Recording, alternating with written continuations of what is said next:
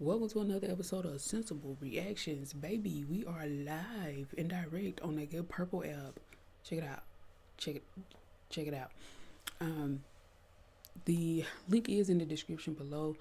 You can catch my past live streams as well.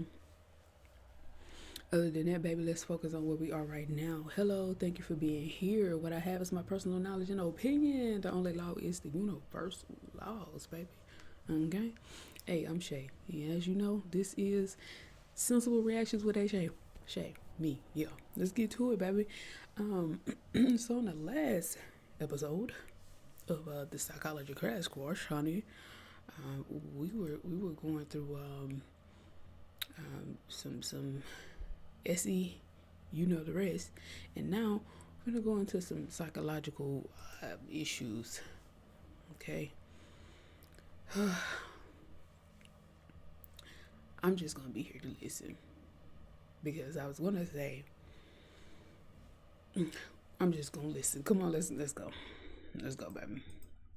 Journalist named Elizabeth Cochran assumed the alias Nellie Bly and feigned a mental illness to report on the truly awful conditions inside psychiatric hospitals in the U.S., which were known as asylums at the time. She found rotten food, cold showers, prevalent rats, abusive nurses, and patients being tied down in her famous expose, 10 Days in a Madhouse. What she documented had been pretty standard mental health treatment for centuries, but her work led the charge in mental health reform. It's been a long battle. Nearly a century later, in 1975, American psychologist David Rosenhan published a paper called On Being Sane in Insane Places, detailing the experiment that he conducted on psychiatric institutions themselves. The first part of this experiment involved sending pseudo-patients.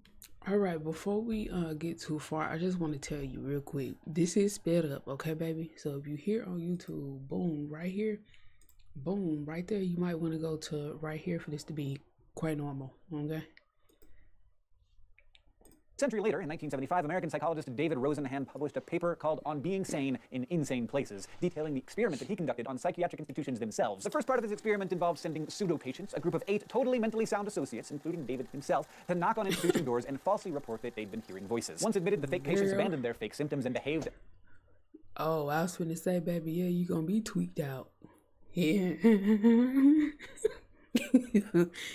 If they don't go and just diagnose you as you cool and you can go, and they want to keep you there, you gonna be tweaked out by the time you leave. As they normally did, waiting for administrators to recognize them as mentally healthy. Like Cochran, Rosenhan and his team learned that it's easy to get into a mental institution, but it is much, much harder to get out. Exactly.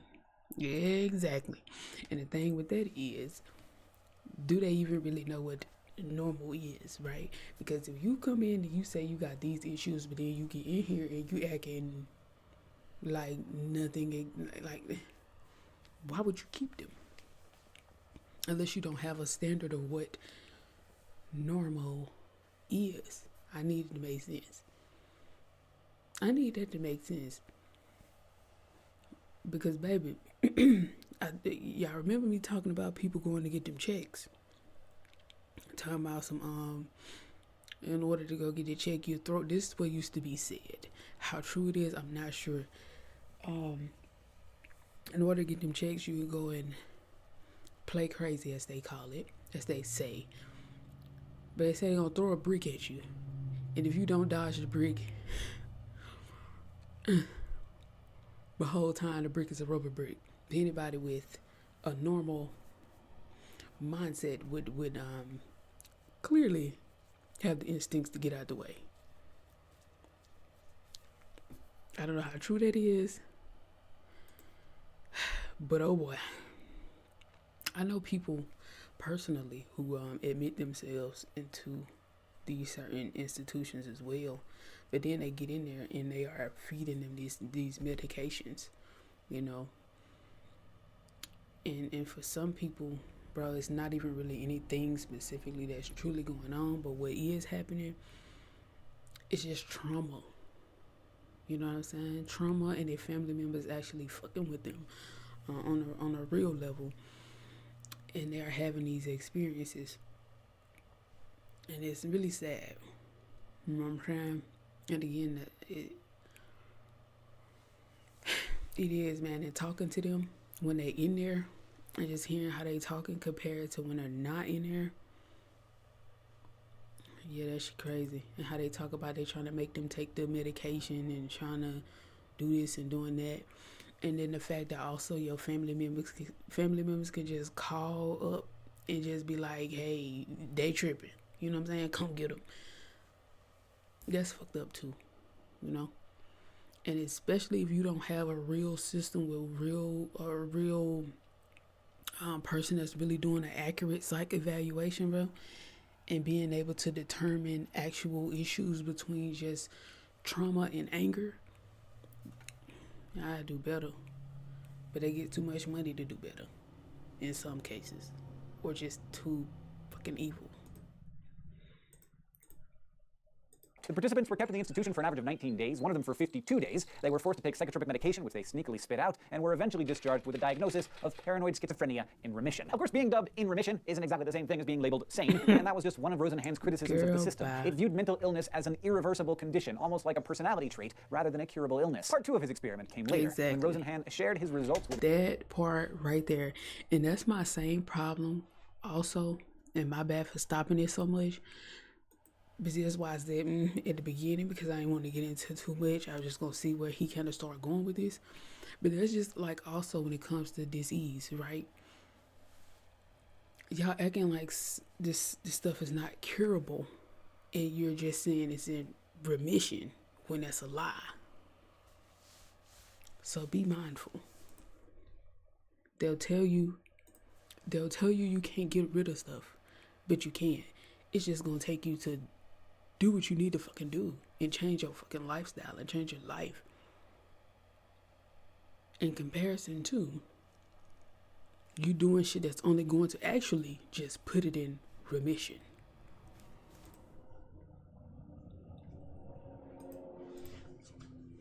the teaching hospital and then told the staff that he'd be sending more pseudo-patients their way in the next few months and challenged them to detect the imposters. With that in mind, out of 193 new patients, 41 were ferreted out as likely or suspected pseudo-patients. The thing is, Rosenhan never actually sent in any pseudo-patients. In the end, Rosenhan concluded that the way people were being diagnosed with psychiatric issues often revealed less about the patients themselves and more about their situation. Like, saying you've heard voices one time might catch a doctor's attention a lot more than weeks of normal behavior. Naturally, people criticized his methods and his findings, but his experiment raised a lot of important questions, like how do we define, diagnose, and classify mental disorders? At what point does sad become depressed, or quirky become obsessive-compulsive, or energetic become hyperactive? What are the risks and benefits of diagnostic labeling, and how does the field keep evolving? When people think of psychology, they probably most often think about the conditions that it's been designed to understand, diagnose, and treat, namely psychological disorders, from common problems that most of us will experience at some point in our lives to the more serious dysfunctions that require intensive care. They're a big part of what psychology is here for, and over the next several lessons, we're going to be looking at mental illness as well as wellness, how symptoms are diagnosed, and what biological and environmental causes may be at work. But to grasp those ideas, we first have to find out how we came to understand the idea of mental health itself and build a science around studying, discussing, and caring for it. In 2010, the World Health Organization reported that about 450 million people worldwide suffer from some kind of mental or behavioral disorder. No society is immune from them. But when I say psychological disorder, I'm guessing some of you will conjure up all sorts of dramatic images like diabolical criminals from Arkham Asylum or Hollywood stereotypes of various eccentric, scary, or tragic figures. This roll call of one-sided stock images is part of the problem our culture faces, the misconceptions and often destructive stigma associated with psychological disorders. So,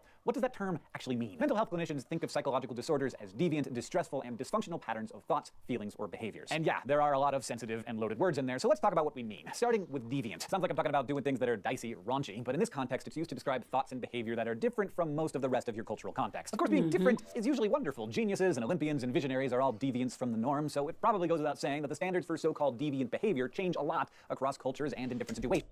Well, which is partially why they say that if you're an artist, that you have to be partially insane. Basically. For example, in a combat situation, killing people is probably to be expected, but murder is definitely deviant criminal behavior back home in times of peace. Girl, I don't like that. Hold on, wait a second. Wait one moment. Now you just right in the midst, in between when you were saying that, I just heard this loud boom outside. Just this loud boom. I don't know what happened.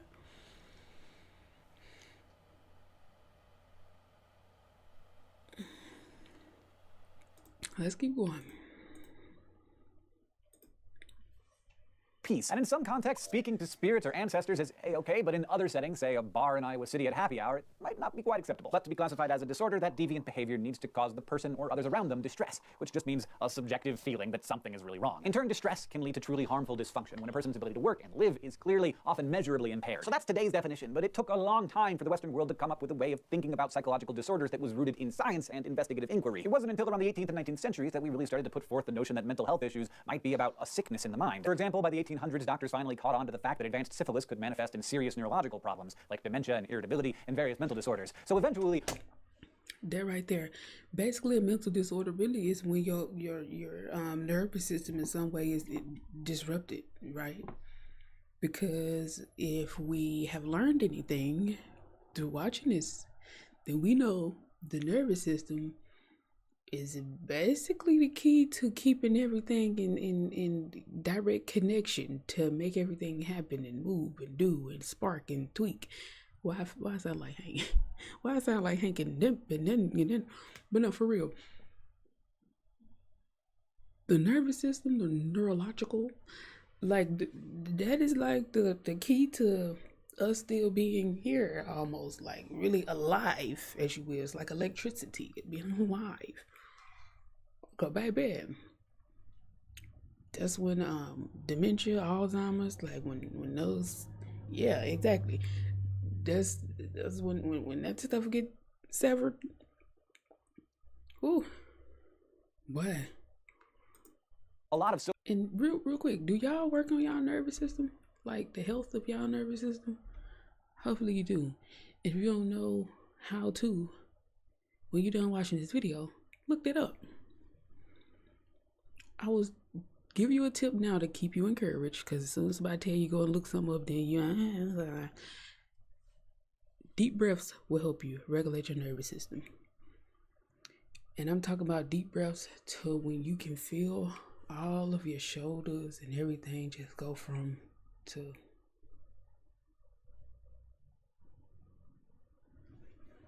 That will be the beginning for you, baby. Trust me. You will actually feel the difference. But do them enough and do the steps. So first, try 10 seconds holding your breath. And when you do exhale, because everybody don't know how to do proper breathing exercises like myself, when you exhale from pushing from your lungs. So not that little, they're just coming from right here, baby. There's just a little air that's right there. That's all you doing. What I mean about exhaling from your lungs is it's almost like you're doing a dragon breath. Like a wheezing. That's what you need to be doing. Okay? And so when you're inhaling, you need to be inhaling and taking it to your lungs, not just filling up your jaws. Do a little research. That's all you gotta do. How to do proper deep breaths. And once you first get that part down, you start with the 10 seconds. Do you release? Give yourself a little second. Then go to 20 seconds. If you need this, go to 15, go to 15. Then go to 20. And just keep going until you can feel that complete release. Mental health issues might be about a sickness in the mind. For example, by the 1800s, doctors finally caught on to the fact that advanced syphilis could manifest in serious neurological problems, like dementia and irritability and various mental disorders. So eventually, a lot of so-called mental patients were removed from asylums to full medical hospitals where all of their symptoms could be treated. This aha moment is just one instance of how perspectives on mental health began to shift toward what's called the medical model of psychological disorder. The medical model champions the notion that psychological disorders have physiological causes that can be diagnosed on the basis of symptoms and treated and sometimes even cured. That way of thinking about mental health was an important step forward, at least at first. It took us past the old days of simply locking people up when they didn't seem quite right to others. But even if it was an improvement, the medical model is seen by some in the field as kind of narrow and outdated. Most contemporary... That has not gone away, just so we're clear. And mind you, this video is how long ago? 11 years ago. Still going on to this day. Psychologists prefer to view mental health more comprehensively through what's called the biopsychological approach. You've heard us say over and over again that everything psychological is simultaneously biological, and that truism is particularly useful here. The biopsychological view takes that holistic perspective, accounting for a whole number of things, both clearly physiological and not, in order to understand what's happening to us, what might be going wrong, and how it can be treated. It takes into account psychological influences for sure, like stress and trauma and memories, but also biological factors like genetics and brain chemistry and social cultural influences like all the expectations wrapped up in how a culture defines normal behavior. So by considering the whole host of nature and nurture influences, we can take a broader view of mental health, realizing that some disorders disorders can be cured, while others can be coped with, and still others may end up not being disorders at all once our culture accepts them. But another important part of handling disorders with scientific rigor is attempting to standardize and measure them, how we talk about them, how we diagnose them, and how we treat them. So the field has literally come up with a manual that shows you how to do that, but it is not without its flaws. It's called the American Psychiatric Association's Diagnostic and Statistical Manual of Mental Disorders, or DF. And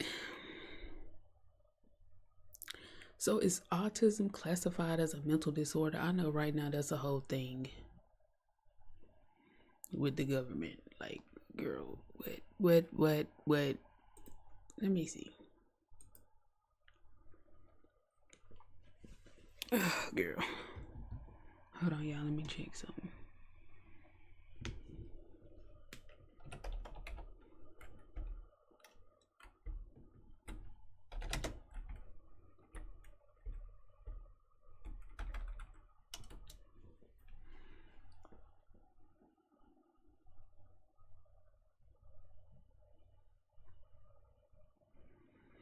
Okay, so now you're saying neuro. Okay, all right. Okay, gotcha. It's a development. Okay, all right. But also, some people also come out of the womb developed differently as well, and is classified as a mental illness. So, yay, nay?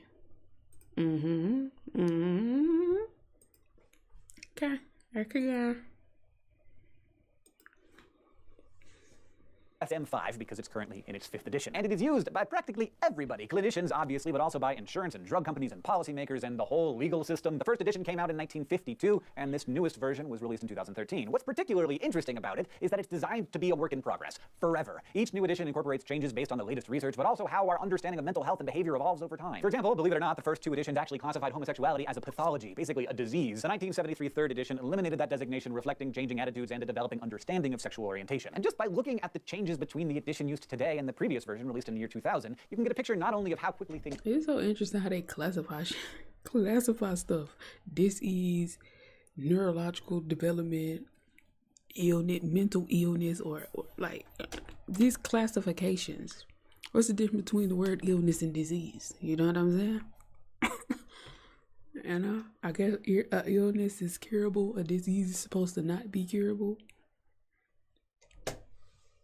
Looking at the changes between the edition used today and the previous version released in the year 2000, you can get a picture not only of how quickly things change, but also how classification can affect diagnosis, for better or worse, and also what the risks are of classifying psychological disorders in the first place. For instance, the new edition reflects our growing understanding of the symptoms of post-traumatic stress disorder, and it changed the name of childhood bipolar disorder to disruptive mood dysregulation disorder because kids were being overdiagnosed and overtreated for bipolar disorder when the condition that they had didn't actually fit that description. And totally new diagnoses are being explored as well. And then also when a lot of kids are just running around doing cuckoo things because they are currently still in the development stage.